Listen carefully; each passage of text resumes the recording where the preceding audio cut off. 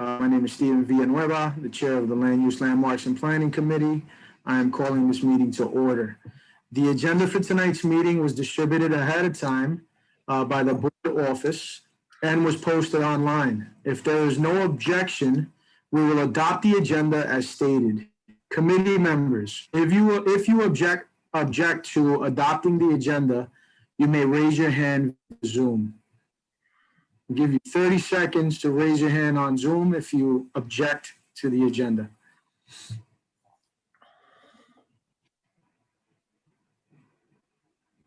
Any hands raised, Angel? No. Okay, seeing no objection, the agenda for tonight's meeting is adopted. Angel? Hello, everyone. Hey, Stephen. Sharing a few notes before the meeting gets started. Until further notice, all meetings of Community Board 11 are being conducted via video conference.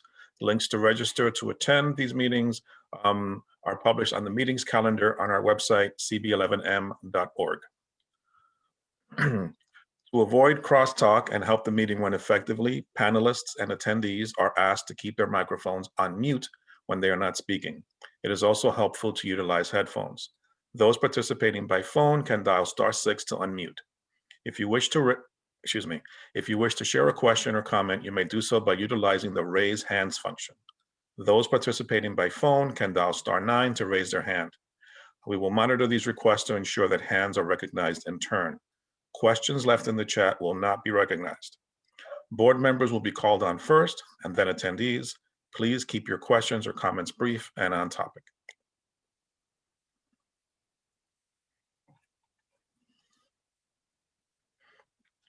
I'm going to call the roll real quick, Stephen, for the record. Guys, I'm having some speaker issues. Okay. Pardon me. No problem. So I'm going to call Stay the with me for roll. a second. Sure. I'm going to call the roll for attendance. Elsie, if you could please take over for a moment. I'm going to log out and log back in. No problem. Angel? Okay. So when I call your name, please say present. Jessica Elliott? Present. Elsie Encarnacion? Present. Joe Goldblum? Ivy Hume? Present. Francis Mastroda? Jessica Morris? Present. Andrew Padilla? Present. Vinny Torres? Present. Stephen's having video trouble. Jason Villanueva? Present. And Candy Vivas. Here. We have quorum, Elsie. Great, thank you. We already adopted the agenda, so we have some announcements. Angel, you want to go through them? You want me to read them? Sure. So these were, this first one was included on the agenda, but I'll read it anyway for anyone that hasn't gotten a chance to read it yet. So a public scoping meeting for the Las Raíces East Harlem project will be held virtually on March 31st at 4 p.m. The actual presentation will start at 5 p.m. But if you want to get on to resolve any technical issues, HPD staff will be available as of 4. Written comments on the draft scope of work will be accepted by the lead agency, HPD, until the close of business on April 12th. Copies of the environmental assessment statement, positive declaration, and draft scope of work are available for download at HPD's environmental review webpage and the current projects page of CB11 website. CB11's website. Our next Land Use, Landmarks, and Planning Committee meeting will be held on April 14th, and we tentatively have scheduled DCP, who will be providing a briefing on a number of proposed text amendments, including the elevated transit for zoning accessibility, that's a terrible name, Fresh 2, health and fitness, and open restaurants. We've also invited MTA Capital Construction, who will attend to provide an update on the second phase of the 2nd Avenue subway project. And that's all. Thank you. And the link for the March 31st meeting, do you know where people can get that at? Sure. So it's all the information is on the current projects page on our site. So the link to the meeting, as well as the materials are all there. Okay, thank you. Yep. And we've posted the the scoping meeting notice on the community events calendar as well. Perfecto. Thank you. And now we have Jessica Yoon, I believe, from L&M Development on the Sendero Verde development project construction update. You have about 10 minutes. Are you here? Or any one of the other two people listed? She's here. Okay. Hi, everyone. I am here. Perfect. Thank you. All right. I think we also have Sabrina Barker from Jonathan Rose Companies, and if Ariel Garcia from Acacia Network is not on yet, I think he will be joining tonight Okay. as well. I guess thank you for having us here. I think it's been a while. I think probably before the pandemic, so it's good to see the business of community board continuing on Zoom, and I hope everyone's healthy and doing well. I think we've been in progress on construction of Sendero Verde, between Madison Park, 112th and 111th, since the summer of 2019. It is a large project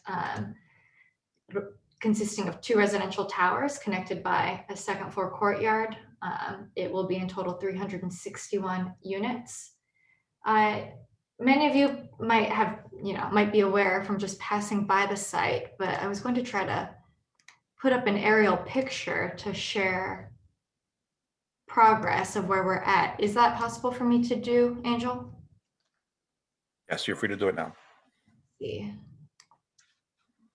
Okay.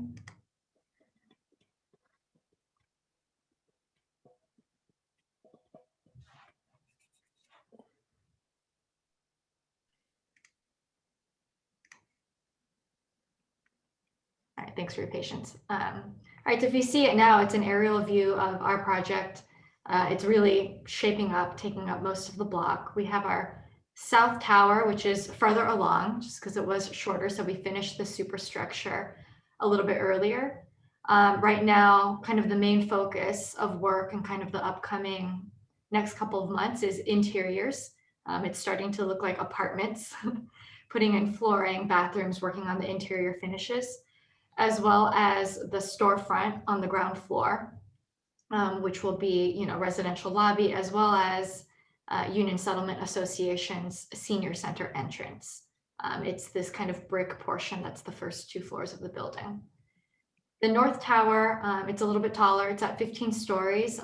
Its superstructure is completed. It topped out in the fall.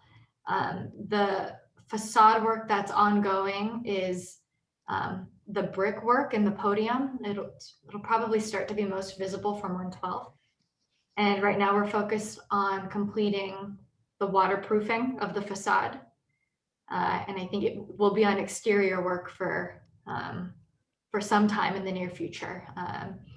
They are passive house buildings. So, next after this will be insulation, and then we'll begin kind of the finished facade of the passive house residential insulated component of the building. It's about 68% complete. The construction team, I think, has been working diligently, especially after some pauses we took in kind of the worst times that New York experienced during the pandemic. But we're on track towards hopefully opening in spring of 2022. And I think we can certainly keep you updated as that timeline firms up.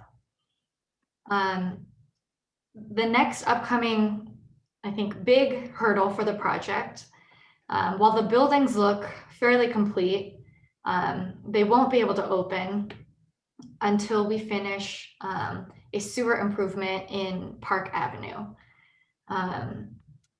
This is an addition of 361 units, but I think, per some analysis done by New York City DEP, the Park Avenue sewer in East Harlem was already potentially at capacity. So this project has presented a good opportunity for our development to do a sewer line replacement. So we are currently coordinating with DEP, and we're headed towards a mid-April start of an infrastructure project. So for 2 blocks of Park Avenue between 112th Street down to 110th, where the Park Avenue sewer connects to a much larger 144-inch main. And here's Sendero Verde. We will be opening up the street and replacing the existing 48 by 32 sewer with a larger 60-inch diameter sewer to improve the flow until it gets down to 110th.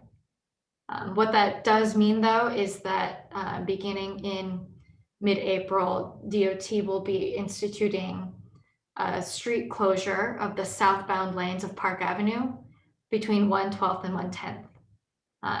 DOT's kind of been working out some plans that we're implementing with NYPD's traffic agent division.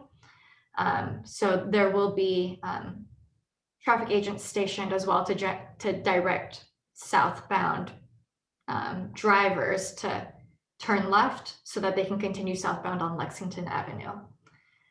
I think I don't know, I'm sure this is probably,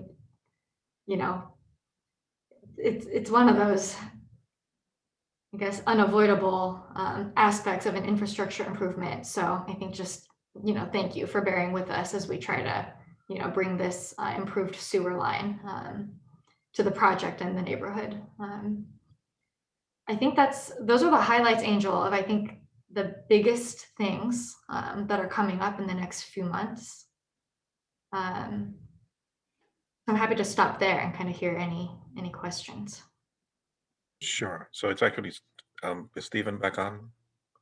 I believe Yes, so. I'm here. Can you hear me okay? Yes, we can. All right, thank you. Sorry, I was having some speaker issues. Jessica, thank you very much for the update. I'm going to open it up to the committee for questions. Does anyone on the committee have a question? Please raise your hand in the chat.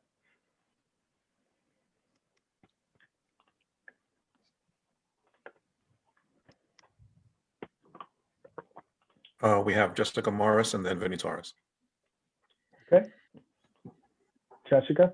Thanks, Stephen. Thanks, Angel. Thanks, Jessica, for the update. It's really exciting. I've done a couple of walks down Park Avenue on the east side and looked through and under the La Marqueta space, tail end towards 112th to what's rising on the other side. Was this infrastructure improvement a part of the declaration in EIS, or is this something that came up after all things were said and done? It's evolved a little bit after. I think the way the EIS studied this, I guess, fewer kind of infrastructure section is for DEP to conduct a hydraulic analysis. We had applied for site connections on this project and things were going pretty smoothly, and it was a little bit late in the game that DEP kind of came up with the determination that, that with this project, we should do this replacement. So we found that out probably 1 month before the project started, maybe less than 1 month, back in 2019. So we started the project and then kind of, parallel to that, began design efforts to design what the sewer needed to be. I think we're finally out of place. Okay, and there's no requirement when there is a fairly large disruptive street closure to come back to the community board and make them aware that plans have changed? So I think we worked out the DOT traffic stipulations directly with DOT. What we did do was I just notified Angel when we kind of heard that this was coming down the pipeline in terms of a street closure for the work. Okay, great. All right. Thank you, Jessica. Vinny? Great, thank you for that presentation. Just a question. On this infrastructure project, do you know what two questions. One, you mentioned the increase in diameter. Can you just tell me what that is again? Is it from what, 24 to 60 now? Or Yeah, I think it's going from existing on the survey, it's 48 by 32, I guess. We'll be increasing it with a replacement that's a 60-inch diameter, sewer, which I think. So, once this commences, does it have a projection on schedule? How long would it take to complete the infrastructure portion of this project? Now we're planning for 6 months on Park Avenue. It is a lot of underground work, and I think we're working with an experienced, civil contractor that does a lot of these streets projects with the city. So I think if we encounter any issues, I think we can definitely update you if it will be more than that. Right, and just for, in my experience seeing this on other developments, it will be the city agency that awards and selects the contract to do this, not L&M, correct? So this one's an odd arrangement. I think DEP works with us, the private developer, our Sendero Verde B ownership group. We will be hiring the contractor. It's Bove Pasilico, who does road work. It's only kind of select qualified heavy civil contractors that do this city type of work. Right, yep, we're familiar with that. Thank you very much. Thank you, Vinny. Jason, followed by Jessica Elliott. Thank you, Jessica, for your presentation. Good to hear that the project's coming to fruition and that, the people you're going to serve are going to get an upgraded system. My only question is, I guess, to assist in notifying the community, because a part of DOT traffic stipulations, there's that copy and paste letter that goes out. I think to address some of the concerns brought up, if we could get that MPT plan, aka the traffic control plan, that'll show us how traffic may be rerouted, or more importantly, how the pedestrian safety is going to be dealt with. And maybe something we could get to the Public Safety Committee and bulletin out to the local stakeholders. Thank you. Thanks, I appreciate that. Jason. Some of those terms are new to me too. And so I'll, consult with the project engineer on what these kind of things are that we can share. So Jessica, for our minutes here, you will be able to send the community board a copy of the logistics? I will request, and yeah, what I get, I can share. Okay. You'll be able to get back to us by when? I'm not sure. I can shoot you an email at the end of the week with if this Okay. comes from DOT or if it's a document that comes from. So we'll look for an update on Friday afternoon. Thank you. Jessica Elliott? Thank you so much, Stephen, and thank you, Jessica. I just had a quick question. As we're learning in the Parks Committee, the neighborhood has a huge issue with interior drainage when flooding events are happening. And I know this is only a 2-block area here, but I'm wondering if there's been any thought or could be any thought towards doing any type of small scale study to, incorporate whether it's bioswales or like porous concrete or something to help mitigate the collection of water in this area while we're already doing this extensive work that we could use as sort of a case study to look at future projects down the road. I think Jonathan Rose would be in support, but would love to hear what y'all think.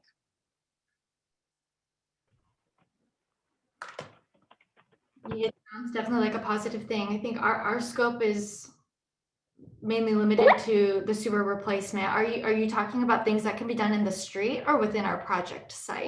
Within the street. Got it. I mean, we can certainly bring it up with the agencies, with DEP and DOT. I think right now, I don't know if those kinds of materials are, approved for our design for the segment that we're doing.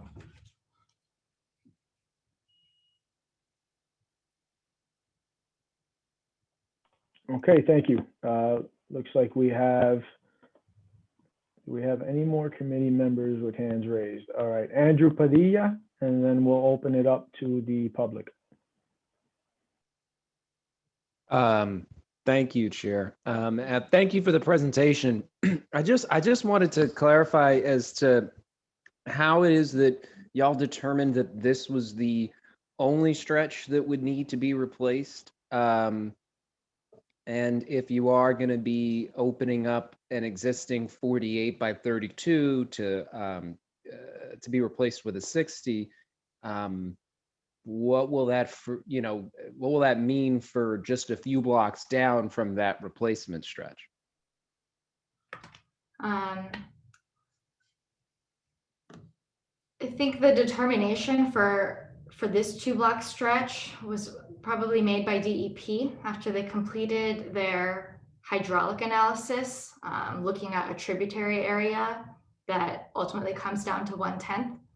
So the point that we control is from our project, and then to the point at which we can take it to the larger sewer line that runs east-west in 1/10.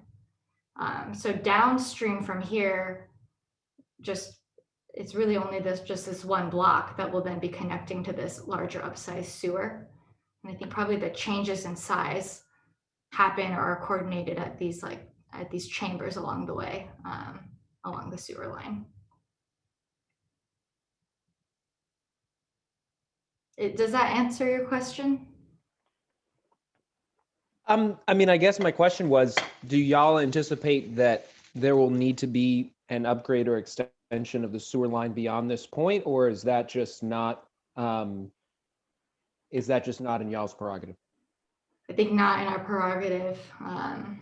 Like we implement the DEP, design, and it's like privately built, but this public sewer per their plan.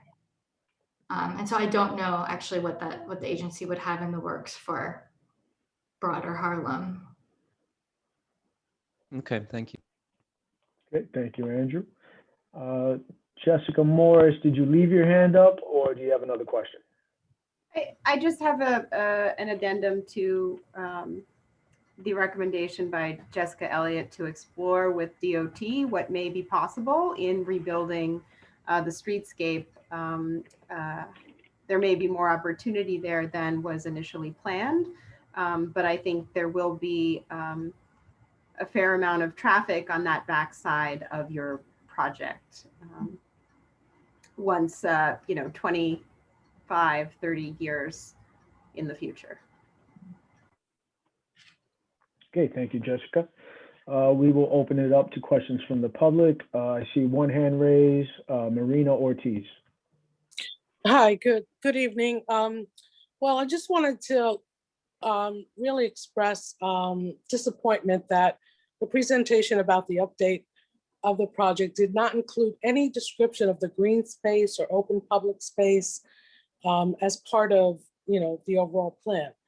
And then now to hear that you're going to have a 6-month project, a major sewage project. My question is, this is like really a big deal. Have you spoken to NYCHA tenants uptown and below, above and below? This is going to have a huge impact. I don't understand why no one has heard about this in the community before tonight. Thank you. Thank you for that feedback. I think we did not focus on the green space or the courtyard tonight. I think we just kind of prepared the couple key construction updates that I had thought were the purpose of this update. So the question about any coordination with NYCHA tenants, we have not had any in terms of this 2-block stretch. Oh my God, really?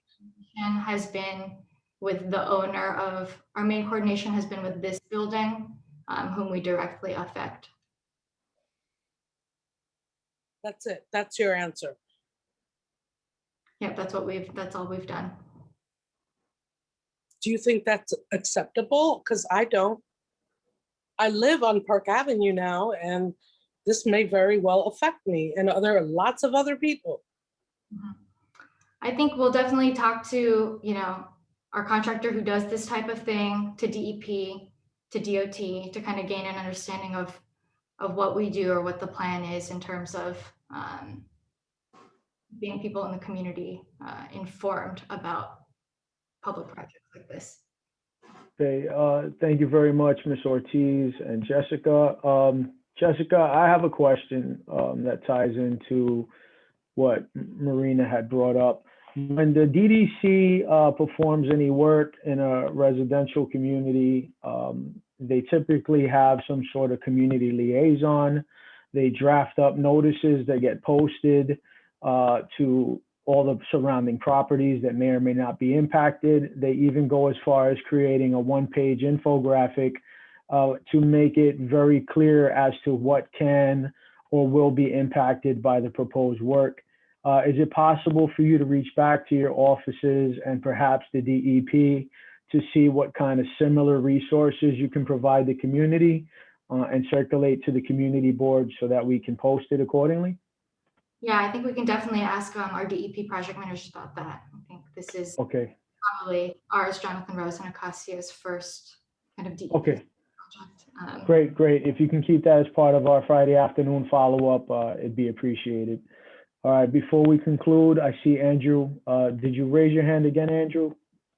Yeah, I just had a quick follow-up. Going off of some of the concern raised by Marina Ortiz. I was just wondering, and this could have been answered before, is there any expected change in service to any of the buildings in the community? Do you expect any change in service?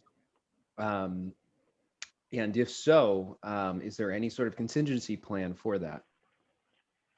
I think I'll have to ask kind of, more construction logistics between Con Ed, Beauvais, and kind of DEP protocols. I don't know. I think I only know from like seeing like the sewer projects in my neighborhood that it seems like when they shut things off that they try to do it like in an overnight period, but I would really have to ask. Okay. So I mean, I think this is kind of getting at what Marina is referring to here. This could well enough lead to shutoffs in the neighborhood. This is a presentation on the sewer extension, but you're not entirely sure what those shutoffs would be. So I think it's a replacement. So the line will continue to be operational as a segment gets replaced at a time. And it's I'm not remembering the word correctly right now, but it's pumped over the replacement segment to continue during construction. So there isn't like a halt of sewer flow down Park Avenue. It'll be existing line, might run through a diverter into the current existing line while each segment is being done. So there's no expected changes in service for any of the neighboring buildings. No expected change in like the sewer like being stopped. Yeah, Okay. just as much information as you can get to our committee and our community on this would be really helpful, because some of the NYCHA buildings in this area have dealt with water shutoffs that have been really, really, really damaging for residents. And there's just a constant lack of communication whenever things like this happen. So any amount of communication and information you can send through would be really helpful. Sure. Andrew, if you wouldn't mind, would you just maybe draft a few questions that we can send over to them to get a written response back from both L&M and perhaps the DEP? I'm sure there's going to be more questions than Jessica can answer tonight, it appears. So we might as well firm up our questions and try to get some real feedback in writing as possible. I see Jessica appears to be willing to help us get these questions answered. So we are planning to follow up with them Friday afternoon. So it'd be nice if we could pen these questions tonight, maybe tomorrow morning, get them over to their office and follow up accordingly. Jessica, before we conclude this part of the meeting, what is the date that this is planning to be kicked off? We think at earliest the second week of April. Okay, so the sooner we get these questions answered, the better. And perhaps we can work together on ensuring that there's some sort of consistency in giving the community not only the information they need, but we've seen, down at Hudson Yards, we've seen hotlines set up, helplines for neighboring properties, so on and so forth. So if we can work on something a bit more creative to ensure the community has a place to voice their concerns and get some answers, it'd be much appreciated. All right, we'll be moving on our agenda. Thank you for your update tonight. We look forward to following up on this conversation. Thanks so much for having us. Thank you. All right, next we have a series of, we'll call them presentations and discussions. They're coming from the one and only George James, our land use consultant. George is locked in to a tight time frame. So what I ask is that George goes through his 2 updates for us, and we can sort of add the Q&A at the end of his presentation. George?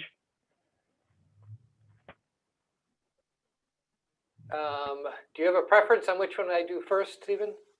No, sir. If you want to Okay. follow the agenda, that would be fine. All right. Okay. You can see my screen? No, you can't. Hold on. I have to share my screen.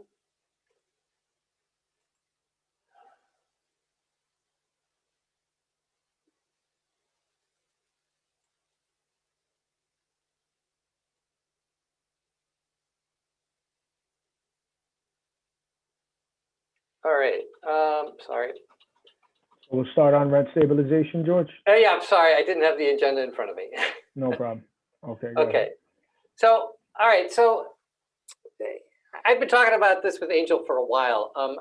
Last year I did some work for Community Board 11 on rent. I'm sorry, Community Board 8 on rent stabilization. And I thought it was going to be useful to Community Board 11 because in 2015, as part of the East Harlem neighborhood planning, we produced a lot of data. And one of the pieces of data that we produced was this chart, which comes from the plan, which said that East Harlem had lost, on average, 360 units of rent stabilized housing between 2007 and 2014, and was projected to lose annually about 282 after that. And that was a very important part of the inputs into the East Harlem neighborhood plan. But getting these counts and their change over time was not easy. These data aren't published, not at the small area anyway, but it's, as we like to say, it's also not secret. It's an open secret. So, and the reason is that buildings with rent stabilized units, they pay taxes on each one of those units, which means the number of rent stabilized units they have appears on their tax bill. And the tax bills are public. So this is taken from the tax bill for 158 East 97th Street. And it tells us that this building had 11 apartments in it in June of 2020. And if you go back in time, you can have a time series. And so this building right here is 158 East 97th Street. Started with 20, went to 18, 17, and then flattened out at 11. It lost 9 or 45% of its rent stabilized units in the period. And this change within buildings is really the biggest driver of change in rent stabilized units. And it's not captured in any of the public databases. So how we got the data was essentially there's this guy who I don't know. His name is John Krause. He was a computer programmer who wrote programs that downloaded every single tax bill in New York City and then scraped the number of rent stabilized units off the PDFs, and he made a database. And the work covered the period 2007 to 2014, and we used it in the East Harlem neighborhood planning. So, but last year for Community Board 8, my office modified that program and processed additional tax forms to extend the data to 2020 for every building in Manhattan. We didn't do all of New York City. It was an incredibly laborious, even for the computer, it would just chug away for very long periods of time. So we just did Manhattan. And, all this stuff is public. I will give this PDF to Angel. You can download everything and play with it. But the findings. All right. So in Manhattan, we saw an increase of 56,000 rent stabilized units, but then this decrease of 93,000 for a net change of about 37,000 decline of 37,500 rent stabilized units. And really the thing to learn from this is that there's this enormous churn. We think about rent stabilized units being relatively stable, but really there are always new ones adding and always units leaving the program.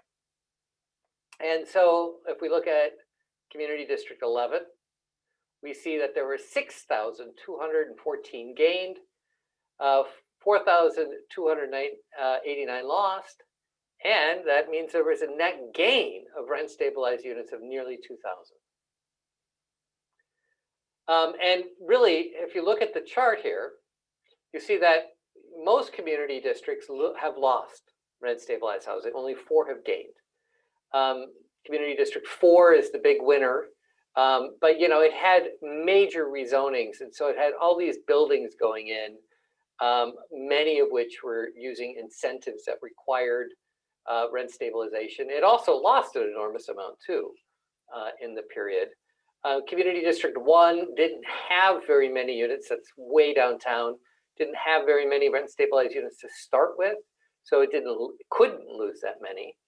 But it had all these buildings that converted from commercial buildings into residential buildings, but used the program. And then 10 and 11 just had enough gains to offset the losses. And this is by building, right? I summarized it by district. There's an interactive map you can play with. This is every single building in Manhattan shown, or with that had rent stabilized units, shown by color-coded by what's happened. The red areas are buildings that lost units. The green areas are little change, and the blue areas are gains. And even at the borough level, I mean, you can see the changes are really apparent. You have massive losses south of 96th Street on the east side, south of 110th Street on the south of Central Park on the west side. And then when you compare 11 to 8, it's a completely different story, right? So you have these massive losses in Community District 8. And that's why, the net change in Community District 8 was like a loss of like 14,000 units in the period of time. It was huge. Whereas in Community District 11, you see a lot of gains. You see a lot of little changes. You do see a lot of losses, but they're nowhere near as much as you see in other districts, which is why there is a net gain. So, one of the reasons is that, 8 has a lot of buildings like this, which are post-war buildings, which are enormous. They one time had all of their units in rent stabilization. This is a building that had nearly 700 units, but in 2007, fewer than 500 were in rent stabilization. And then by 2020, just 250 were. This one building lost hundreds of units. In East Harlem, however, you get more buildings like this. This is 1951 First Avenue. It's 232 units. It had 232 units in rent stabilization in 2007, and it had 230 in 2020. And then you also have a lot of buildings like these, which are new buildings or conversions that happened in the period, where they're 100% rent stabilized. Or at least they appear on the databases, 100% rent stabilized. This is across from Metropolitan Hospital. This is right next to Washington Houses, and this is Art Space. So why is Community District 11 performing better? Well, there are many fewer losses in older and pre-war buildings. That's for sure. That leakage that you see in all those older pre-war tenements on the Upper East and the Upper West Side, that's happening in East Harlem, but nowhere near as fast. And then you have the construction of buildings with rent stabilized units. And a lot of these are 100% rent stabilized, whereas in some other districts are 100% market rate and 0% rent stabilized. And CD11 has publicly owned sites, and the city has been very aggressive about affordable housing where they have publicly owned land. And then there's city-sponsored rezonings that require or incentivize rent-stabilized housing, and there are a few of those in the database as well. And then the city investment. I mean, rent-stabilized housing doesn't happen without public investment. And HPD developed the East Harlem Housing Plan as part of the East Harlem rezoning to help direct all this public funding that goes into preserving and creating rent-stabilized housing. And, it doesn't include projects like this, Sendero Verde, right? Which hasn't been occupied yet. And so there's, the point of this is saying that there's more in the pipeline. A lot of these recent projects you've reviewed haven't been, aren't in the data yet. And then I'm just going to be very quick about this. There's a few things that we have to say. Not all affordable housing is rent stabilized, right? So this is not a database of affordable housing. It's a database of rent stabilized housing. You have, public housing is not in here. You have, owner occupied units that are affordable, like HDFC buildings. They're not in here because they're not rent stabilized. Some employer owned housing, some supportive housing, they're not in here. Also, you got to be careful when you're in the data because some big Mitchell-Lama buildings can really move the needle. Like, for example, Lakeview here. Lakeview was in a Mitchell-Lama building. It expired. And then I see in the data that it went from 0 units in rent stabilization while it was Mitchell-Lama. And then it goes to 446 afterwards, right? So it changes the number of rent stabilized units, but it doesn't change the number of affordable housing units, right? This is now a rent stabilized building. And other Mitchell-Lama buildings are treated differently. Some never appear in rent stabilized. They go from Mitchell-Lama to not being rent stabilized at all. I don't fully understand the reasons for that, but I can say that that's true in the data. And then finally, I think this is also really important, is that not all rent stabilized units are affordable. The rent stabilized units are regulated, they're rent regulated, but there can be high rent stabilized units. This is a building which is a good example of that on Lexington and 97th Street. And then finally, if you're using the data, and I encourage people to get into the data, if you care about this stuff at all, it's all out there. It hasn't been what I like to say exercised, meaning people haven't done a lot of work with it yet. I know I put it on a website, but it hasn't really been accessed yet that much. Like this is Riverton, right? And so in Riverton, you see the number of rent stabilized units, and then in 2014, it's at 103. Did it really go from 583 to 103 to 567? Probably not. This is probably an error. But it's an error that's in the data. It's an error that's in the tax form, and it's not corrected. It will never be corrected. It's just something that you have to be aware of. And then so I'll give this deck to Angel if you want to play around with it. There are links to everything, including the maps that you can explore online. That's it. Okay, thank you very much, George. We're going to hold questions, as noted earlier, until the next presentation that you have coming up. All right. Which is an update on the status of the Marx Brothers Playground. Right. Okay. So some of you might remember this project, because in 2016, the Educational Construction Fund proposed 3 new schools on the block between 96th, 97th, 1st Avenue, and 2nd Avenue, just south of Metropolitan Hospital. This is what it looks like currently. There's Co-op Tech High School on one half of the block and Marx Brothers Playground on the other half of the block. A part of that was taken as the MTA for the easement for the 2nd Avenue subway. So the idea in the 2017 ULURP action would be that there would be 2 new high schools built on the 1st Avenue side for Heritage and Park East. Co-op Tech would be rebuilt over here on the northwest corner. And then there would be an enormous residential building here with about 1,200 units, about 300 of which would be affordable. And then the playground would be moved to the center of the block. Again, you saw all this 4 years ago. As it was proposed at the time, this is what it looked like. It was 68 stories, 724 feet to the roof. It was really big. And it would have been, at the time it was proposed, the largest single building in terms of number of units in Manhattan, and probably in New York City, but I only looked in Manhattan. And the Community Board 11 voted to approve the project in 2017. In the next month, responding to the borough president's comments that the building was shortened by 5 stories.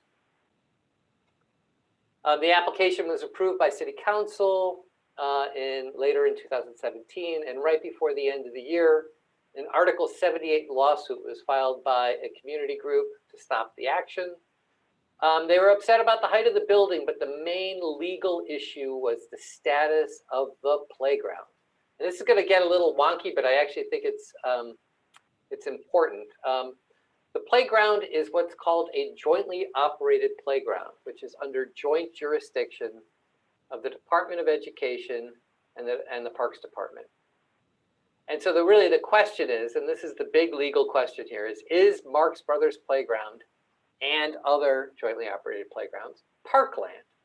If so, was it properly alienated and represented as such? All right, so and this is like a very important question, even though it may seem trivial, because parks have enormous amount of protection in New York. And so the ECF, was the applicant, said Marx Brothers Playground has always been a JOP and not a park. Out of an abundance of caution and perhaps under the mistaken belief that the playground was parkland, the MTA sought alienation legislation for the 2nd Avenue subway staging area that they occupied in 2006. Although the Marx Brothers Playground is not and has never been parkland, the city and ECF determined that it was prudent to obtain new alienation legislation. So they were alienating land they didn't think was parkland. We have discussed with DCP the status of the playground under the zoning resolution and have been advised as a jointly operated playground. It is not considered a public park. All right, that's what they really, ECF, the applicant, did not want people to think it was a park. And unfortunately, this is from Plan YC, says, since 1938, JOPs have been considered designated parklands which restrict how the land can be used. And in fact, I read the collection of documents that the lawyers put together supporting this, and there's there's one thing that government does well, it produces paper. And there's a stack of paper where the city has been calling these things parkland since 1938. And so what the applicant was saying was contrary to decades worth of how the municipality treated this land. And it matters, right? There are 270 of these things in New York City, and there's a bunch of them in East Harlem. And the park protections, you have alienation. If you want to use a park for a non-park purpose, you got to go to the state, you got to go to Albany and ask for permission to alienate it. And then usually you got to replace it so that there's no net loss of parkland. And ultimately, if jointly operated playgrounds are not parks, they are development sites, like what is happening here at Marx Brothers Playground. So so it's a big legal brouhaha on this project on 96th Street. And so in 2019, the court decided that the project could go forward. But it also said that JOPs were parks, and that the city properly alienated it. So out of an abundance of caution, they went to Albany. Well, because they went to Albany, the court said that they could go forward. But it said that the city would have to replace it as required by the alienation legislation. The city had planned on using Marx Brothers Playground to replace Marx Brothers Playground, but it could no longer be a park because it was being used for development rights. The court said that it was that the ECF erred in its representation of the park status when they came before this community board and said all of those things about the status of Marx Brothers Playground. The court said that that was an error. They should have told you that this was a park. But the court also said that it was not material in the decision-making of anybody. So it was an immaterial error that it was omitted. So it was appealed. In 2020, it was appealed, and the appeals court upheld the decision of the lower court. But it clarified that Marx Brothers itself could not be used as replacement parkland because of it being a zoning lot. The status, well, this is me here right now. The status of a future Marx Brothers playground is a kind of a limbo, right? If it's not a park, can it be a jointly operated playground? Will it be some sort of third status? I don't know. But right now, currently, it is unclear whether the city has or will comply with the requirements for the replacement parkland. The city law department has said the city has committed to establishing 7 acres of additional public open space along the Harlem River between 125 and 132, which is the Harlem River Greenway. The petitioners say that open space is not parkland, right? They're choosing these words public open space as opposed to parkland very carefully. Parks appear on New York City's map labeled as a park, right? So typically you have this thing called mapped parkland. Stanley Isaacs Park right here at 96 and First Avenue is listed on the city map as a park. Marx Brothers Playground never was, right? It never had that label of park. And so therefore, this clearly requires alienation and ULURP to do anything with it. The Marx Brothers Playground across the street did not necessarily. So by saying the Harlem River Greenway will be public open space suggests that New York does not have an intention of mapping the Harlem River Greenway as a park on the city map, even though it is mapped as a park north of 131, 132 in that area. So it is park, but not down here. So I don't know exactly what's going to happen from here. The city could plow forward saying that Marx Brothers Playground is being replaced with Harlem River Greenway and sue us if you don't agree with us. It could also make capital improvements equal to the value of Marx Brothers Playground to existing parkland elsewhere in Manhattan instead of replacement, which is, I think, which is allowed by the legislation that alienated it. So somewhere else in Manhattan could get funding, possibly. It could start a ULURP that would map Harlem River Greenway as parkland. It could do something else. I don't know. There needs to be a resolution before the property is transferred to ECF, though, and transferring the property to ECF would essentially start the project. I'm told that that could happen as soon as July, probably not before that. So clearly, the original timeline is completely out of date. I mean, you're supposed to have construction starting in 2018. That did not happen. And the project is stalled between essentially right here, right after 2017 and before construction starts for now. And it's been a fascinating project to follow. You should know, for purpose of disclosure, I did help some of the community groups on this after it was in front of the community board. in terms of some of the information that they were gathering on it. And I've been out of it though, largely for a while, because once the lawyers took over, the lawyers took over. But it's been fascinating for me to follow as, you know, this issue of parkland. I think park versus public open space is really important. And I think it's something that, you know, you all should be aware of, like, is this land going to be mapped parkland, or is it going to be public open space that could be, where its use can be changed relatively easily? That's it. Hey, George, thank you very much. You know, having George as our land use consultant, he brings forward a ton of institutional knowledge. He has a comprehensive understanding of a lot of the historical points with many of the subject matter that comes before us. So on a meeting like today, where we don't have too many ULURP actions or anything to really act on, it gives us an opportunity as a committee and a community to look at the bigger picture, and look at items that, you know, are in the queue, and, you know, start a dialogue. It doesn't start and end here. Obviously, you know, these are items that have cross-committee collab over it and all over them. Jessica obviously would want to continue the conversation with you on parks with regards to Marcus Garvey and even the Harlem River Greenway.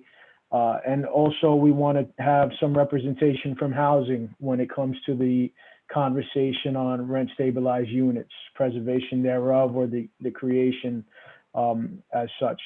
So we'll definitely be reaching out to the chairs of those relevant committees. Hopefully we can carry this over into executive for big picture discussions to queue up what kind of action we as a committee and a board should be taking. Perhaps there's an opportunity here, you know, to put forward some advocacy or action on our part. So I'll open it up now to the committee for questions. George he's kind of pressed for time, so we'll allot a total of 10 minutes, George, if that works for you. That's fine. That's fine. Okay, thank you. So Jessica Elliott, followed by Vinnie Torres. Thank you so much, George.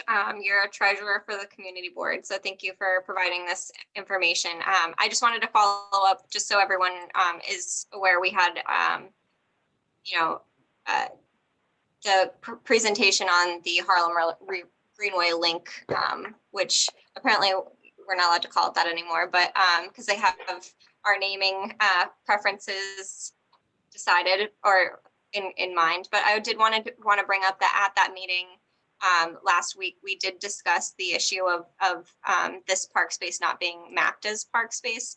And I know I sent you this email, George, and I just wanted to see if you had any update on it. But that the park is not currently in Parks jurisdiction. And they said that it will be transferred to Parks jurisdiction at the completion of construction, which is like 3 to 5 years or more in the future. And upon transfer, they intend to designate the park as park space, not open space. And then that has to do also with the ability to name it. So I just wanted to give that update, and I think it's great that we continue this conversation in executive, because I think it's a really important point. I did have, oh, go ahead, George.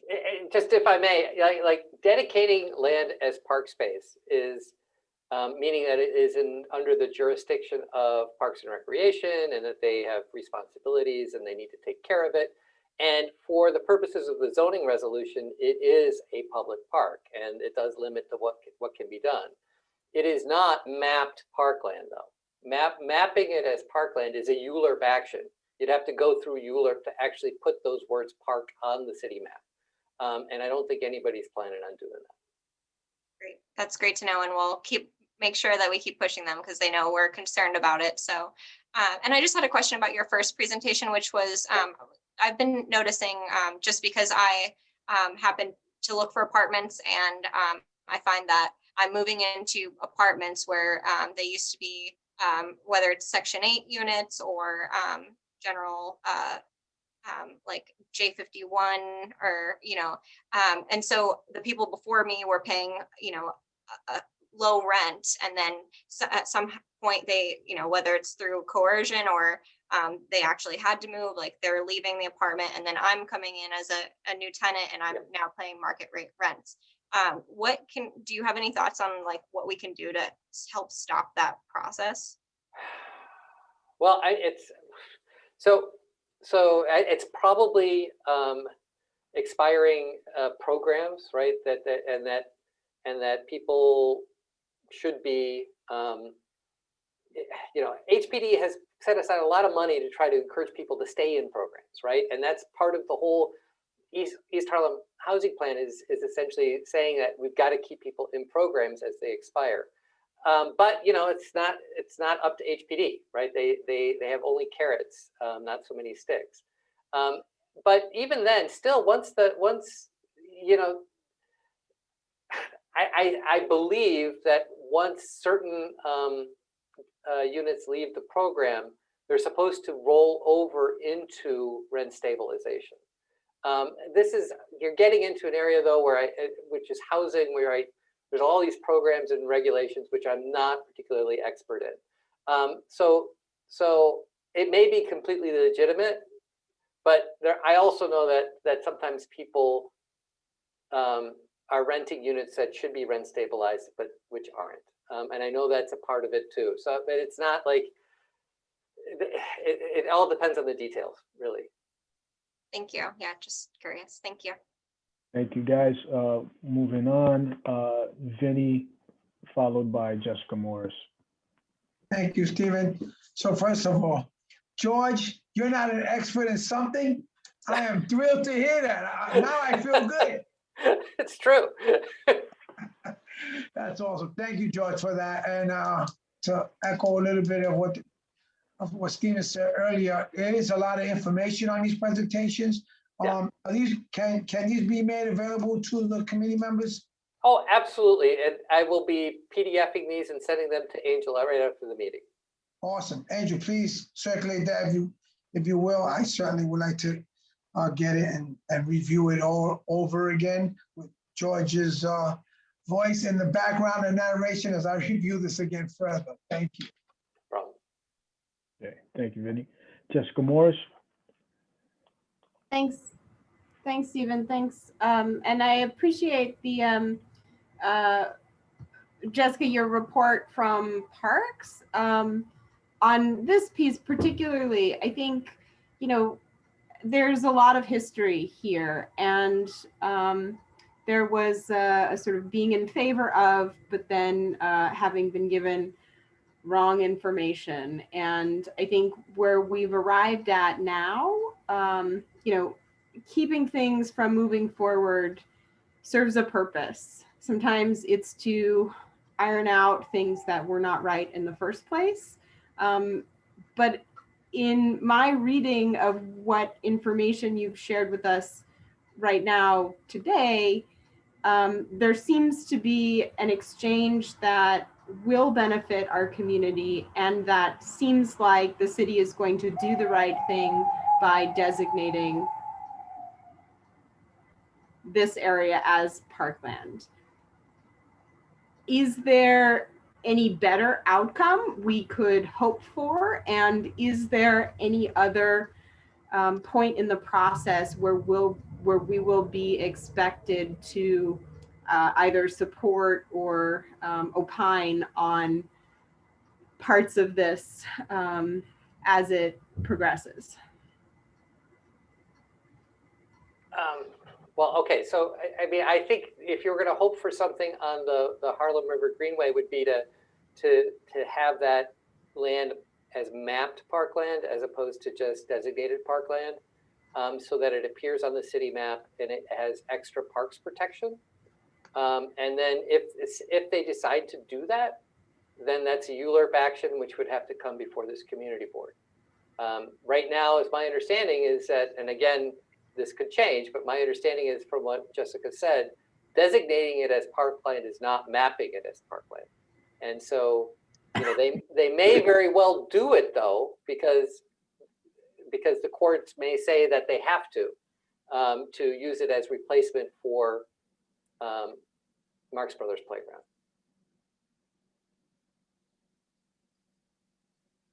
Okay. So the question is, are there any better outcomes that we could possibly hope for, or is that a good and even fair exchange? I think that's up to you guys, right?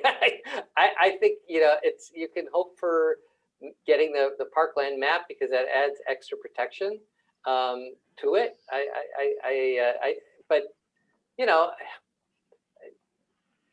you know, you could also say you certainly don't want the city to invest in capital park improvements like in Union Square, which is what which is what the legislation would allow somewhere in Manhattan. Like that would not be a benefit. That would not be a good thing. Yeah, and just a sort of follow-up question: is there any benefit to, from a flexibility perspective? This is the Harlem River Greenway Link, or what we are ever supposed to call it from, you know, soon on out.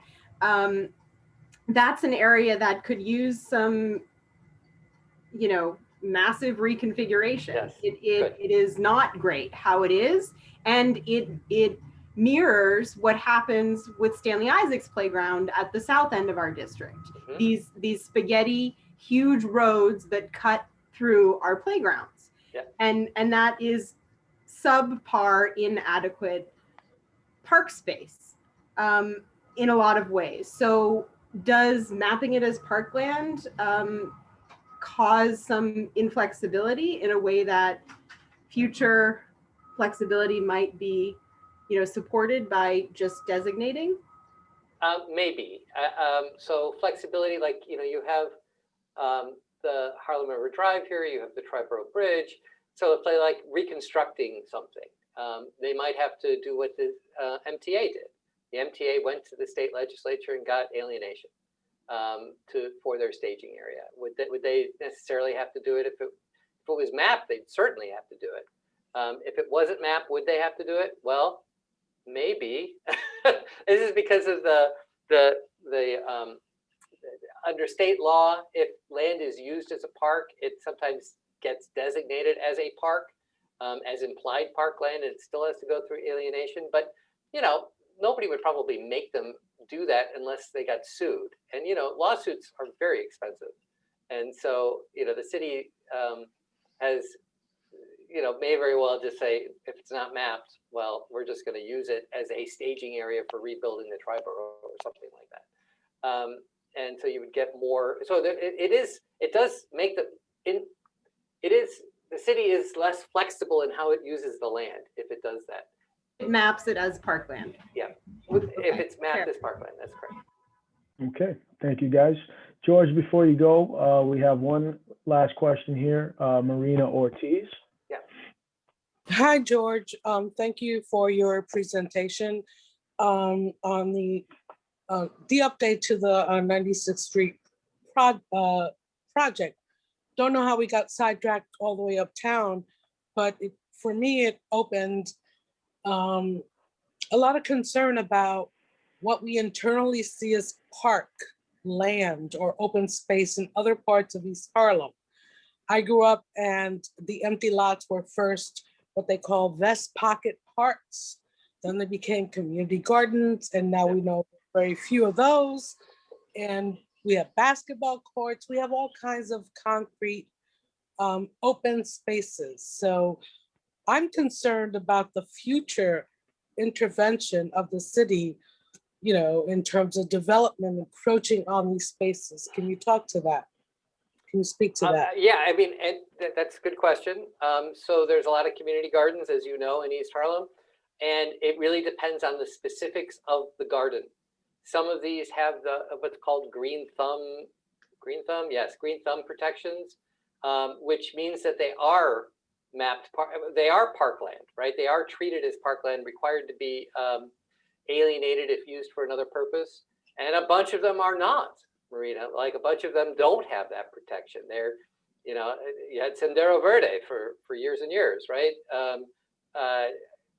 Owned by HPD and then redeveloped. It was used as that baseball field for years and years. And land that does not have park protection, you should expect will be redeveloped at some point. I mean, it may not be tomorrow, it may not be next year, But if it's owned by HPD, they're owning it for a reason. And so I think it really depends on the specifics of the actual parcel. Yeah, so like my concern would be White Park on 106th Street, the park where the Crackers Whack mural is. Yeah. A lot of open spaces that we rely on to get together that may not necessarily be green, but are very important to our history and well-being. And so what can we expect might happen with those? Well, Crackers Whack is actually on my screen right now. It is, or is it over here? Yeah, it's over there. It is map parkland. I think White Park is map parkland. But you know, it's a fair question, and you know, it's maybe something that the Parks Committee would like to look at, is to say, well, we have all this land, we consider it parkland. Is it? And then trying to do an inventory about what's what. I know Eugene McCabe Playfield on Park Avenue, that is a jointly operated playground. And that was something that did, you know, for a while when we were doing 96th Street, that was something that was going through the rezoning, and it was going to be rezoned to R10, the highest density possible. And it was taken out of the rezoned area on the insistence of the community board, I believe. And you know, but there are a number of those jointly operated playgrounds, which, you know, this judge has said are parks, but you know, I'd feel a lot better if they appeared on the city map. Yep, thank you. Yeah, no problem. Okay, George, thank you very much for your time tonight and for these two presentations. They don't stop here. We will include them in our ongoing dialogue, perhaps revisit in our April or May meetings for any follow-up action. Jessica, on the Parks Committee side, perhaps you can join us at our next postmortem to discuss, you know, what can be done with this part of the agenda, and we'll take it from there. Thank you, George. Okay, bye now. Okay, moving on to the last piece of our agenda here. So Anne from the City Council, her last name escapes me, forgive me, did a presentation back in, I believe, January, February, about this planning together comprehensive community planning framework. There was a hearing held in the recent weeks at City Council, in which we had a number of volunteers from the Land Use, Landmarks, and Planning Committee. If you guys could, you know, just take a few minutes each, whoever participated in that meeting and took down notes. Jessica Morris, I know you sent some notes just before the meeting and get a chance to look at them. But if we could take a few minutes each and just give us your review of what was held. My records show that Jessica Morris, Andrew Padilla, and possibly Ivy Hume attended. Did anyone else attend that I'm missing? Okay, Jessica Elliott. Okay, great. Stephen, So, I did not attend. Sorry about that. understood. Okay, so then let's go with Jessica Elliott first, if you can give us your notes, followed by Jessica Morris and Andrew Padilla. We'll give you guys about 5 minutes apiece. If they need to stretch it out, you know, we'll make that determination. Thanks so much, Stephen. I probably don't have as comprehensive notes as everyone else, as I was working while I was on this call, and was only there for the kickoff. So, but from what I heard, and it didn't seem that the rest of this city council was completely on board with the idea of the planning together as a proposal in general. So that was just my take from it, but I'll let Jessica and Andrew fill in with their more concrete comments. Thank you. Sure. So I made 5 observations, and I stuck around for a couple of hours to make sure that I caught George's impassioned delivery of testimony along with some others. The opportunity to attend such a hearing, because we have Zoom, I can't encourage you all enough to find something you care about and listen in and attend a hearing. I think you get to know other New Yorkers who care about things like this. So 5 points, and I'll just read them. I'm happy to share them as part of the minutes, Stephen, if that's welcome. I think. Yes, please do. Sure. So generally, my understanding, and all of these are my readings of the testimony and the hearing, was that council was in agreement that better citywide planning is needed and that piecemeal rezonings do not adequately resolve planning challenges faced by communities. Generally, public comment, meaning representatives of various nonprofits, community boards, organizations, private citizens. Public comment was in agreement that community-based planning is needed, but that the bill as proposed does not propose community-based planning. City planning took the City Planning Commission and the chair of the City Planning Commission, who's also the head of Department of City Planning, took the position that current neighborhood rezonings accomplish both these things, community-based planning and resolving planning challenges faced by communities, and that the processes adequately balance community needs and citywide growth. The city also took the position that citywide strategic plans such as Plan NYC and One NYC are the tools that the city uses for citywide planning and are adequate. My observation is that neither strategic plans nor community-based plans alone can do what a well-designed comprehensive planning process could achieve. Executing strategic planning and community-based planning separately with different metrics and timelines means that equity will never be fully addressed, nor will either,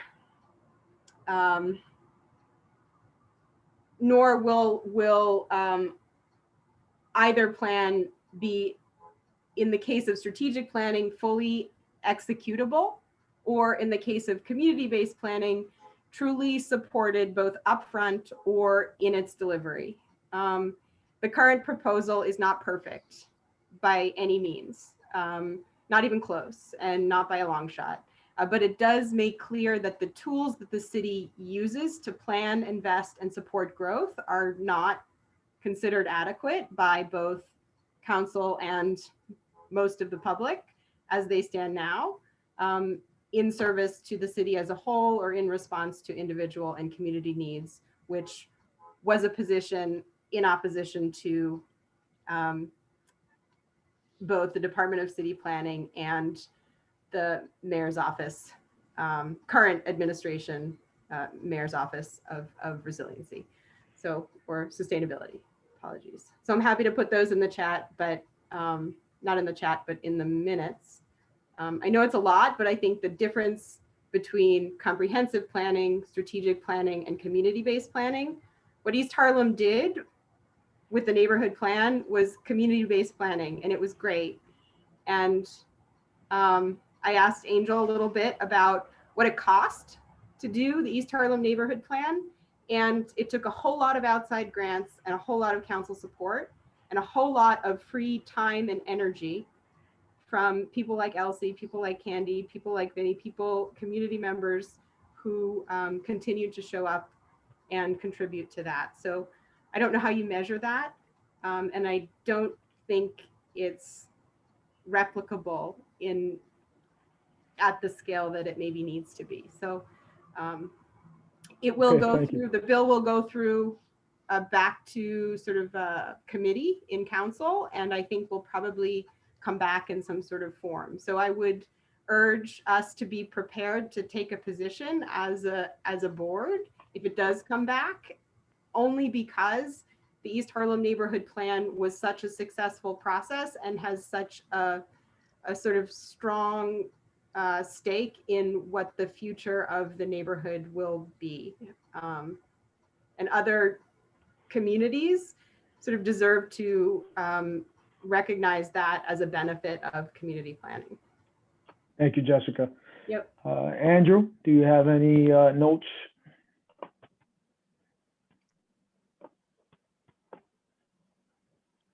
Andrew Padilla.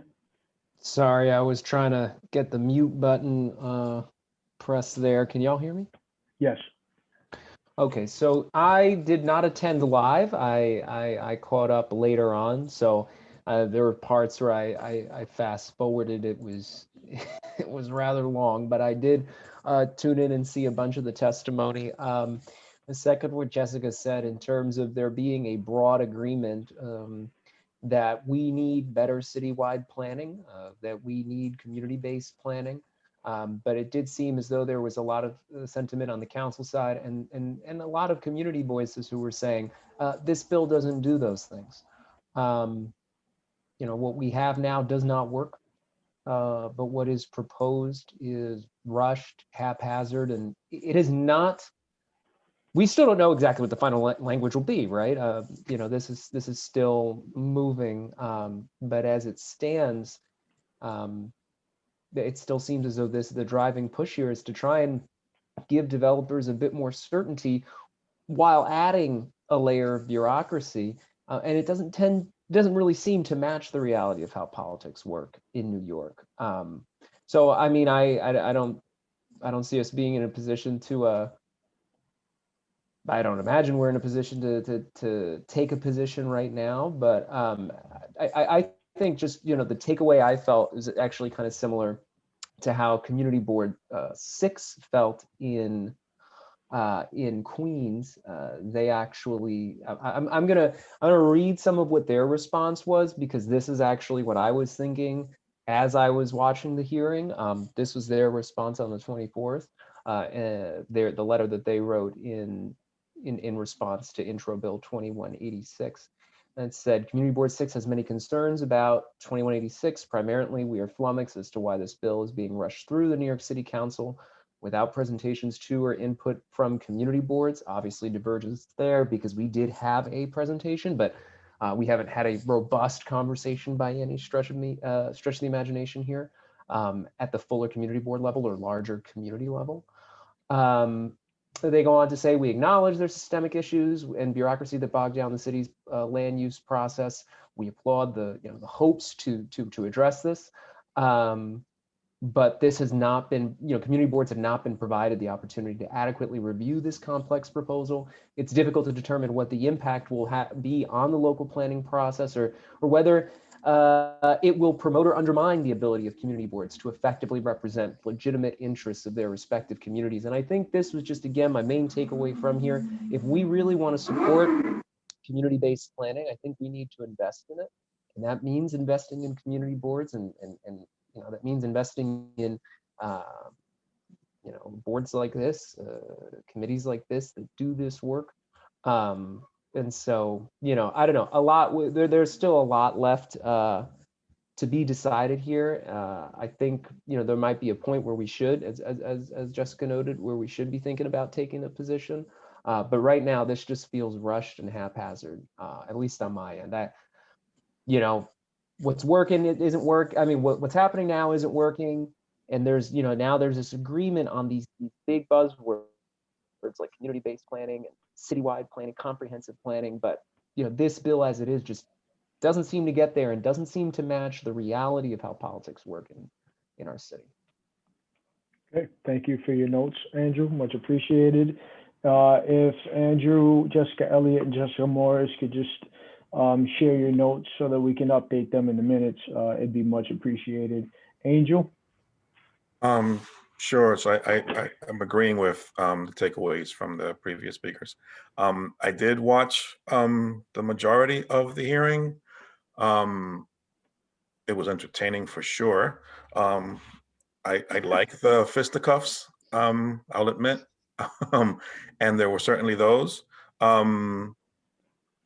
Echoing what Andrew just shared, that CB6 had submitted, the idea, and also Jessica Morris spoke to this too, the ideas of comprehensive planning and community-based planning, I think received a lot of lip service in the hearing. But I think when you started peeling away and getting to the details, it kind of exposed the flaws in both of the approaches, in both of the approaches from the perspective of the administration and from the council, to be frank. There was a lot of support for community boards from council members, a lot. If you stop the recording, at certain points, you would think that they're gonna triple our budgets. It was great to hear, you know, former community board members, chairs, district managers, speaking about the importance of community boards and the need to support them, you know, and resource them adequately. And if this plan is, you know, or plans like this are ever going to work, that we really need to, you know, support, you know, agencies like ours. But when you pushed, when the conversation pushed just enough, each council member started citing council member deference. And that to me is the rub. That to me is the rub. Like, I understand they ultimately have to make the decisions because, you know, it's a legislative body, but the insistence of the council members on making that point about council member deference gave me a lot of pause. You're asking community boards, well, not community boards, you're asking communities to support a proposal that you're, you know, presenting as something that's going to better reflect their input. But then ultimately the buck stops with the council member, and it's what the council member says. I think I said this at last month's meeting or the meeting before. I think you're going to have a lot of difficulty getting community members to participate in those processes. Once they hear that, oh, it's council member deference, it's what I say, it's what I say, it's what I say. I'm like, that's concerning. Not every council member is a rock star and super supportive of their community. And, you know, yes, we had successes with the process that we had, but, you know, it could certainly have been better. And with more support could certainly be better. You know, and other communities have done great and they could do better too. But we have to be adequately resourced, and we have to have the promise of, at the end of the day, what we're putting forward is being given real consideration versus what, depending who the speaker was, it sounded like the administration would be laying out the plans for a community, and then we get to pick from what the administration presented us with, right? That was said over and over again. Or it would be community informed proposals that are being put on the table. I think that needs to be clarified. If it is going to be, if you are going to give communities a fair shake in preparing and submitting something, then I think you're going to get community participation, you know, via the community board or outside the community board. If you're not promising that, you're not going to get that input. And that's a problem, because then you still just have top-down planning, which is what this proposal is claiming to want to address. In part, the other part is that they also use the term comprehensive planning. Comprehensive planning doesn't necessarily mean community planning. It could just be top-down, right? So like this is my last thing. If you're saying that you're aiming towards cleaning up the process that you have now and informing a concept, and having communities inform what will be a comprehensive plan, I think you can get somewhere. I think until you make that really clear, you're going to have a lot of hesitation from folks to jump on. And I think that's what they need to, I think they heard enough for them to take it back and work on clearing that up or making fixes. Thank you for your feedback, Angel. Much appreciated. Can we invite Ann from City Council back, or perhaps have her give us some sort of written update on where they stand with this bill? Sure. Okay, thank you. All right, before we move on in the agenda, I see a hand raised. Jessica, is that an old hand? It's never an old hand. I like to think I'm forever young. Okay. But thank you for asking, and I got a chuckle out of Angel, so that's all that counts after 8. I guess I want to say, in other places that have ultimately worked on their planning process proactively, meaning changing it so that it works better. They're not as messy and big as New York City by any means, or political for that matter. But it, you know, in some ways it starts with reframing the process, and that would perhaps trickle down to considering everything from EIS and that, you know, environmental impact statements to ULURP and zoning.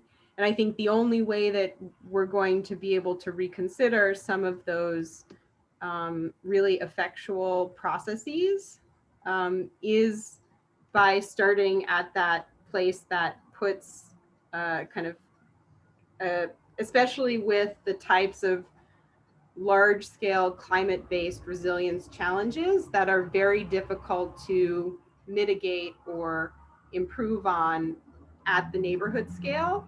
You need that overlay in order to have the pieces be supported as they need to be. So it's not perfect, but I think it's a big first step to taking things apart incrementally to improve upon them in each part of the process. So the fact that we don't have enough time to respond to Las Raíces as a board in any sort of way, a positive declaration, that's a big deal. We don't have time to respond. That's unfortunate. Okay, thank you very much, Jessica.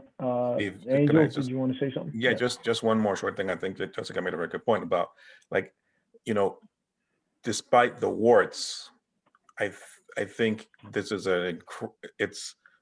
it's a very important conversation that they've wanted to engage with us on, and that has not happened before. So like the potential is there, and hopefully like the conversation just keeps on going, that they don't rush it through and pass it. The challenge is politics, right? Like all the entire administration and government's going to be out of office in a couple of months.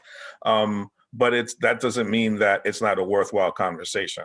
I think it's an incredibly worthwhile conversation. I just hope they stick to it. Okay. These last few presentations this evening, you know, the focal point was to establish some critical pieces of information regarding topics that we've discussed over the last few years.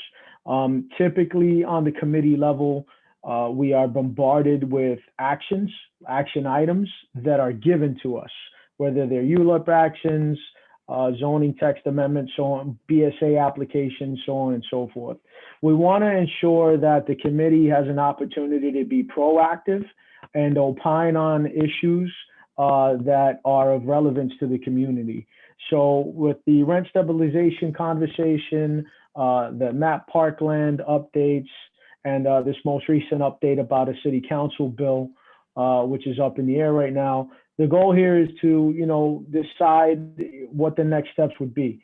We want to hear from everyone, not just a few fired up go-getters on the committee. We want all committee input. We want everybody to participate and weigh in on these items that really matter. So we'll continue to carry these topics on our agenda, and with a goal to take a position before our meeting cycle is over. We always want to reflect upon the previous meeting cycle and ensure that we quantified as much work as possible. So I appreciate the committee members that took their personal time out to attend the hearing and gather notes for us. Thank you very much. And these are the kinds of actions we want to see continue to grow moving forward. I think we should start looking as a committee to provide testimony at hearings, to follow up at hearings after letters of support or letters against particular action items are done. But it's going to take work, and it's going to take a willingness to step outside of a typical meeting format and participate a little further. I encourage you all to participate in the process. Thank you very much. We're going to move on in the agenda. I do see Jason has raised his hand. Thank you, Chair. Yeah, it was towards the part that you were talking about with hearings. I'm glad you brought that up. SDN is working to to coordinate this challenge with the budget hearings that are coming up this month. And what we've been looking at every committee pretty much to do is, if they have a sound position or resolution that they've already addressed that they want to advocate for at the hearing committee, to have that discussion at this committee level. And then hopefully if it comes out, I don't know in our scenario if we have that specifically outside probably the digital DCP item, but yeah, it was just something I thought to bring up. It's something we're looking forward to doing for the first time this year. So yeah, and I know we have a few chairs here. I know Jessica Elliott's group at Parks, they've already took a position, and I think they're working out designating the representative to come out. And we're going to coordinate that hopefully tomorrow. That's the end committee. So just thought to bring that up. Thank you, Jason. Okay, we're going to move on our agenda here. Do we have any new business?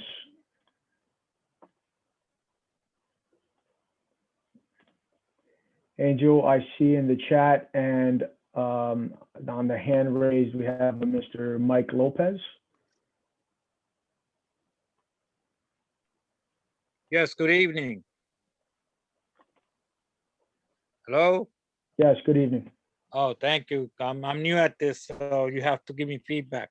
I just had a question. I heard through the mayor's office and through the Manhattan Borough office that $285 million was being allocated to develop the pier on the East Harlem Esplanade on 107th Street. Is anybody familiar with that? I can answer that if you want Yeah. to. Go ahead, Jessica. Hi, this is Jessica. I'm the chair of the Environment, Open Space and Parks Committee. That funding was allocated by the mayor's office, and there was additional supporting funds from some of our city council members and or assembly members. And we have been talking about in the Environment, Open Space and Parks Committee, which happened last week on Thursday. And I would encourage you to join the full board meeting to hear more about that. But we did sign a letter as Community Board 11 to address the funding, and basically it's very important to the community board, and obviously, and all of the residents. So we're going to be keeping close tabs on the project and the spending of that money, but it does include funding towards the 107th Street Pier and general reconstruction to help maintain that, as well as a park from 125th to 132nd Streets up in the East River, where the Harlem Okay. Greenway link. Well, could I ask you another question? Are you aware if they included a footbridge on that 107 towards the pier? It's a question, and I don't know how to find out that information of how the renderings are. Yeah, I think it's very early in the process, so they've just allocated the funding, and they haven't even started the planning process for what specifically is going to be done. Okay, so I have to. So Michael, if you have specific questions that we can't get answered here tonight, what I'll do is ask you to send your questions to Angel at the board office. He can send them out to our open space chair, Jessica, and myself, so that both committees have an opportunity to follow up and get some answers. Angel, okay, that sounds like a plan. Okay, thank you, sir. All All right, moving on. Looks like we have one other hand raised. Let's see here, Jason. Yeah, thank you, Chair. So yeah, great example just shown in front of you with Jessica and what's going to be happening. I'm just again asking if land use has any interest in that, and if they do, what item, and possibly to get us that information by tomorrow, it'd be greatly appreciated. Okay, Jason, for clarity, are you seeking someone from the committee to speak on one of the budget requests? Yes. Okay, Andrew, if you can hear me, being that you helped introduce the newer request regarding the digital divide for digital ULERP trainings, is it something you'd be willing to follow up with Jason on with SDN on behalf of the committee? Yeah, since I serve on that committee with him, we'll definitely follow up on that tomorrow. Okay, great. And if you could just provide your notes back to the committee, it'd be much appreciated. Absolutely. All right, thank you. Jason, you have your answer. We have 2 hands raised from the public. We'll go to Marina and close out with Kathleen.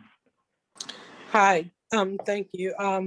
So my question is, I'm not really sure which Jessica it was. I think it's Morris who was talking about a lot of the plans going on with the waterfront and other parts of East Harlem. And my question is, what are the community board members' financial or business or whatever interests in the projects that come before the committees that they serve on, and how can we find out more about that? Thank you.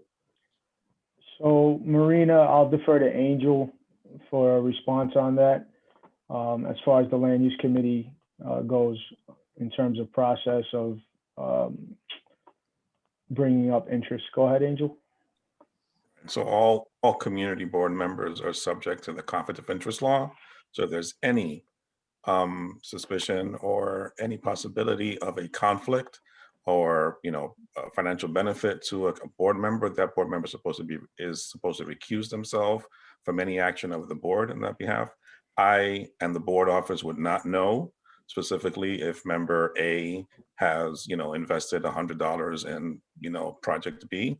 That is the responsibility of that specific board member per the conflict of interest law to recuse themselves from any action and from disclosing what, if any, conflict or potential conflict there could be with a given project. Thank you, Angel. Just for the record, I'm as Jessica Morris. I am not the Jessica who was speaking on the Esplanade. So I know it can be confusing, but Marina, I want to, clarify the Jessica Morris that you mentioned in your question is not the Jessica who was speaking about the Esplanade. Cool, thank you. Thank you. Okay, Kathleen.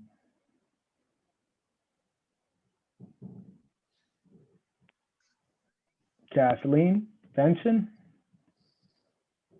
Sorry, I had to unmute myself. Okay. I believe it was Angel who, when talking about the city council hearing on planning together on February 23rd, said that George, I assume it's George James, had given an impassioned testimony. And I was just curious if you could say, Angel, in a sentence or so, what he said. I did witness the impassioned speech. I did not refer to George in my comments. That was actually Jessica, I think. One of the Jessicas. Somebody did. Yeah. If I recall correctly, he was making the point for investing in community boards, at the very least in part. Yeah. Okay. I believe is the hearing is available on the record. I believe one of our, but I'm not sure that written testimony for hearings is available, but it might be if you look on the council site. All right, thank you. Okay, thank you all. Is there anything further from the committee? All right, Angel, you have anything further? Just a note, Stephen, my understanding of conflict of interest is if we have one, we disclose it. And publicly disclosing a conflict of interest does not mean we need to leave the room, but it does mean that we absolve ourselves from a community board action that relates to that issue. Is that understanding correct? Yeah, sounds about right. There's a perfect segue. The Manhattan Borough President's Office has sent out communication about the leadership training series, one of which is Land Use 101 and Advanced Land Use. I encourage all land use committee members, I'm trying to make it a mandate, but I encourage you strongly to attend both of those trainings. If you sit on this committee and you have not attended the free Land Use 101 training, please do so. There is also a conflict of interest training there as well, in addition to numerous other trainings which are beneficial to you as community board members. Thank you all very much. Have a wonderful evening. This meeting is adjourned. Thank you. Have a good night, everybody. Good night, everyone. Good night. Thank you. Good night, folks. Good night.